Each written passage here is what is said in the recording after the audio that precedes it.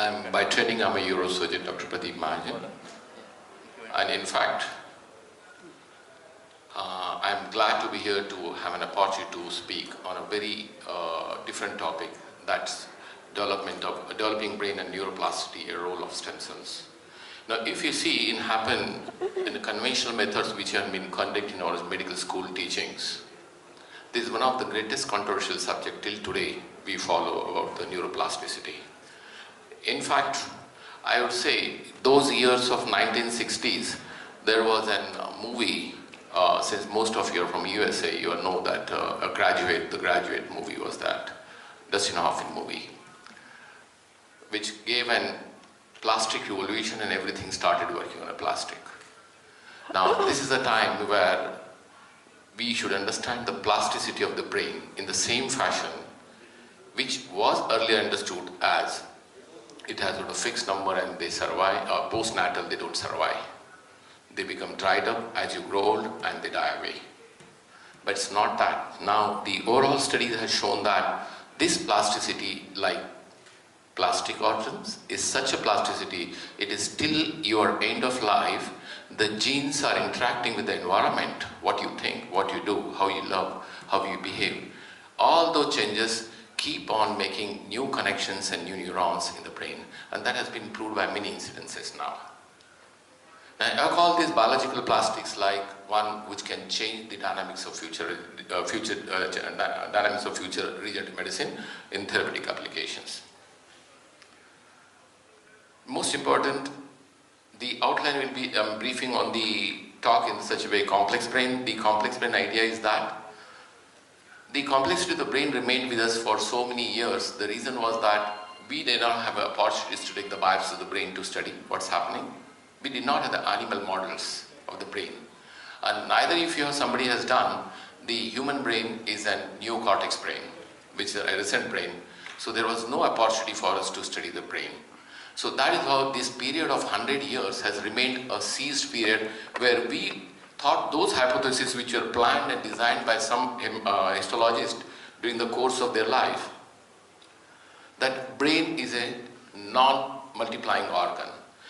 In fact, after recent studies of developing brain, if you see, not only the therapeutic applications will change, but the educational system should also change toward the children. The emerging science of the brain development shows that children's growing brain needs nurturing long before normal schooling starts 6 to 7 years. This indicates that the brain is developing more better in the early stage of your life, that children's brain is at the first year and second year of life. And if the training programs are worked on these periods, there are newer connections which are developing with the neurons, they can more take up and the training could be more better for health of the child. If you see before birth, any one of you can find out or study neurology, when is the first tissue differentiation takes place in the gestational period when the mother gets conception. This is before mother comes to know that she is pregnant, the neurons have started forming there. That is the first tissue differentiation which takes place in the body. The neurons are the first tissue, then comes the immunity cells. And the initial first 2 months, this division is so fast, formation of neurons is 250 neurons per minute. First 4 months, the growth of neurons is so fast to make around 100 billion neurons which are there in the brain. And by the month of 3rd month, their physical reflexes start reflecting, the initial connectivity between the neurons starts developing. And by 5th month, control on this motor behavior, the maturity takes place so much. So by 6 to 7 months, the brain is completely developed. The electrical activity you can notice by the month of 7th month. The number of neurons being so declined towards the end of term, and towards the end of the term, neurons and connectivity start declining. This is because those neurons and those connections which are not utilized by the environmental effect or surround thinking of the mother, those disappear during the development. This is just a figure which can show you the size of neurons, the way it is developing. The initial picture which is shown that the first neuron development takes place in the first 3 weeks itself. By the time baby is complete, 7 months, the entire brain is developed. Physical structure as well as localization of the structure has taken place. The first part of the, as I said you, is proliferation of the neurons. Second, it takes during the second phase of the after 4-month migration, neurons start migrating to their specific locations, and thereby they start differentiation. This total process takes place within the first 7 months of that. And they are, during this course, gene and environmental interactions play a major role for the child to develop its temperamental differences, whether the protective reflexes or aggressive reflexes on the neurons. Now, as I said you, it's a very complex organ. During development, progressive specialization in various areas of specific neural circuits are developing. Early brain development depends on appropriate experiences. As I said you, the genetic role plays a major role. Brain, especially in the younger age, responsive and plastic. This is very important, and most important what you have to learn is the entire brain is formative experience from the child's environment, final development. Now, if you see the cross section of the brain in the microscope, it is made up of convoluted structures of a cortex. Underneath there are major centers which are present, and these context structures are made up like a cake with multiple layers of jam and jelly inside, with neurons migrating towards the surface of the brain. Those neurons migrate towards the surface of the brain are towards the newer neuron come toward the base, and older neuron migrate towards the surface of the brain. This makes different layers. In 6 layers these neurons are arranged, and below down there is a white matter. Whenever we understand this cortex, how it functions, the incoming electrical impulses through the axon, at the axon of the synaptic sites, they work with the release of some kind of neurotransmitters. Depending on the area of those functions, these neurotransmitters like acetylcholine, dopamine, noradrenaline, serotonin, they play a major role here. Overall, if you see, with looking at the complex brain which was taught earlier, now it becomes very simple to understand the parts of the neuron. And there are 4 types of cells, which are like ependymal cell, glial cells, which are supportive cells, and main neuron. When they are all functioning together on action, if you see, they produce a symphony of electric circuits. And whenever there is a damage in this circuit, particularly any one of the cell which is not functioning, if you see, the electrical circuits are disturbed, and depending on, we can find out the emotional disturbances or psychiatric disturbances or physical disturbances depending on this electrical activity. Now, my hypothesis here is that the hemostasis of the organ works with the communication and environment there. When any communication or environment changes, the function of the tissue is damaged, and I call it deregulation of the system. There is a difference between neurogenesis when the brain is forming during embryonic life and as well as during the adult life.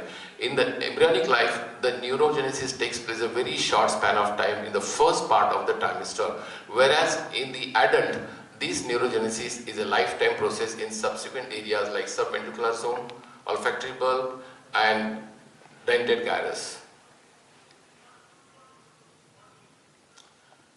This is the proliferation and migration which is shown in the cortex. So burning and neural growth is again a kind of story which I told you. This is happening throughout your life. Throughout your life, the connectivities are developing and neurons are something. It is called as burning effect. It is like as good as I said, plasticity of the brain or neurons. These are the sensitive periods. These are very important when we understand. If you see initial part of the growth, if you see, the neurons are proliferating, that blue line if you can see that. The myelination and connections are toward the last phase of the development, and the growth of the neurons are proliferating, whereas in adult throughout the life these niches are maintained. This led to a thought process that cell-based technologies could be developed because neurons were developing in the brain. This safely enters doctor's bag for therapies. This is to show you the niche areas of SVZ, and that is ventricular zone and gyral zones, as well as olfactory bulb, where the neurogenesis in this microenvironment is controlled by certain factors and signals which are important. If we can get the knowledge of these kind of factors, they could be used in vitro also to get the neurogenesis in the lab. The small fate were controlled by soluble factors, membrane-bound molecules, and extracellular matrix. Now, once having this knowledge, cell replacement therapies in neurological disorders could be also planned out, as well as pharmacological drug which can facilitate the identification and endogenous neural proliferation was also a thought process given. In this particular microenvironment of the brain, the role of astrocytes is a very amicable and very important, because they may act both like stem cells as well as the niche cells to support each other to have a neurogenesis there, with the effect of the factors and signals which are there. In the human brain, there is a GFAP deposit wherein astrocytes were demonstrated in both the population of SVZ and Ghirel zones, that indicating that astrocytes play a major role in the niche areas. Now, these are some of the enumerated growth factors and signaling pathways which exist in these niches and play a major role. Some of them are during the initial part of the embryonic life. The others are during the adult brain, where they maintain the niche and its function of neurogenesis. Definitely, after having this understand, the most question were being how do we develop these therapies and also scale the therapies so as to have nerve stem cells to treat the therapy, to develop the therapies for the treatment. The idea is that till date, whatever the disease where we treating with the neuron diseases were absolutely failure with the conventional methods. Then there is a hope of having new thought process that once having a knowledge of stem cells as well as the nerve stem cells, we could define that these conventional methods can be overcome by using harness the power of stem cells. Now here, this is very important when we talk as the embryo of the 3 days to 4 days, where ontogenesis is taking place, where the cells are differentiating into neural cells. That indicates that the nerve cells could be also used in the treatment part. This is something, a slide showing again in embryo neurogenesis taking place. This is about general stem cells, but over a period of this 100 years, this dogma was changed and disruptive innovations have started working on the bottleneck which was there in the treatment of neurological disease. Once we have developed these neurons in the dish or in the lab, they could have two types of models of treatment when the drug trials could be done and disease models could be developed.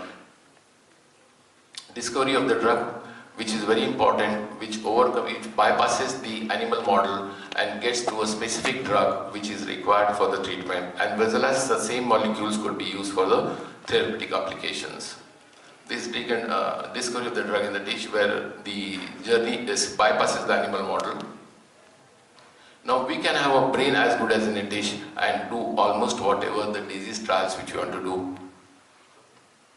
Now, in such studies, it has shown that 2.5 times the cells of the diseased neurons were dying earlier compared to the normal neurons when the same cells were differentiated in the dish and studied for the drug trials. Using stem cells to repair the brain, then we could use, as I said, pharmacological molecules or some kind of cytokines, chemokines or growth factors could be the endogenous application as well as exogenous for the transplant, stem cell transplant. This is where we can develop the replacement strategies after learning that different growth factors and signaling factors which are existing in the niche could be used for the therapeutic applications in the lab as well as in the human model. This is just to show you what kind of therapies we could develop using this kind of technologies,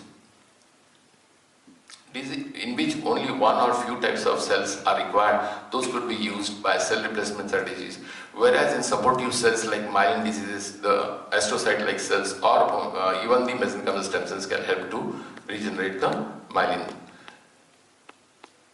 These are the different types of cells in different areas which could be used for the neurological disorders. As a clinician, I just understood that the application when we are doing, the route of application is very important, how you transplant it like, and what are the both effects, like tropic effect as well as the neural differentiation effects. These are the different diseases which could be treated using stem cells. At StemRx, we have an experience of treating this kind of disease using autologous stem cells. Conclusion, the above studies allow disease brain structure to regain regular morphology and function, focusing on neurogenesis, nerve stem cells, neurotransmitters, and various signaling factors. Amazing sense, the promise of regenerative neurology makes specialized tissue repairing kits for specific diseases, hoping incurables.